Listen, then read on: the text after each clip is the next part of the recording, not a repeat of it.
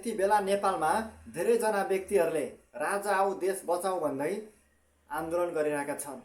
राजा जसरी पनि ल्याउँछौँ भनेर घोषणा गरिरहेका छन् भने एकातिर दलहरूको छुट्टै आन्दोलन छ।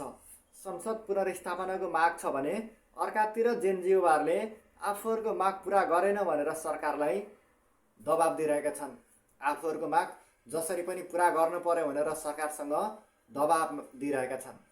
यतिखेर नेपालमा जेनजी र सरकार र दलबीच द्वन्द्व चलिरहेको छ। अर्कातिर राजावादीहरूको राजा आन्दोलन भइरहेको छ। जसरी पनि राजा आऊ देश बचाऊ राजा जसरी पनि ल्याउँछौँ भनेर आन्दोलन गरिरहेका छन्। नेपालको आवश्यकता राजा या राष्ट्रपति?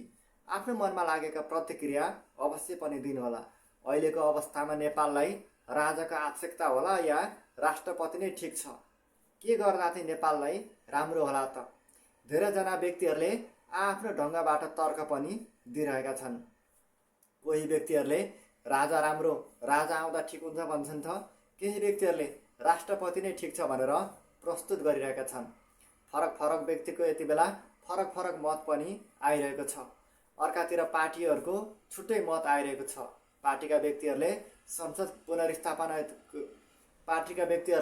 संसद पुनर्स्थापनाको माग गरिरहेका छन्। आम नेपाली जनताहरू परिवर्तन कुरिरहेका छन्।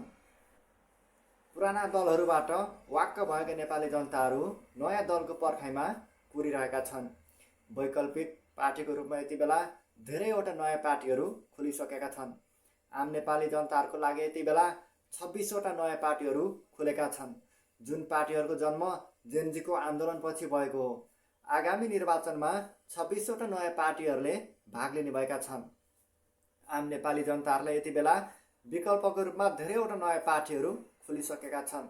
तर यति बेला नयाँ पार्टीहरू पनि एक आपसमा हानाथाप गरिरहेका छन्। वैकल्पिक शक्तिको रूपमा कुन चाहिँ पार्टी जाला त? कुन पार्टीले वैकल्पिक शक्तिको रूपमा मान्यता पाउला त? यति बेला सबैजना आफ्नो पार्टीको प्रचार प्रसारमा लागिरहेका छन्।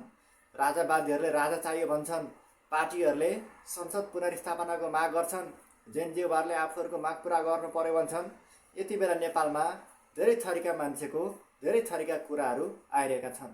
आजको आवश्यकता नेपाललाई राजा या राष्ट्रपति? आफ्नो प्रतिक्रिया अवश्य पनि दिनुहोला।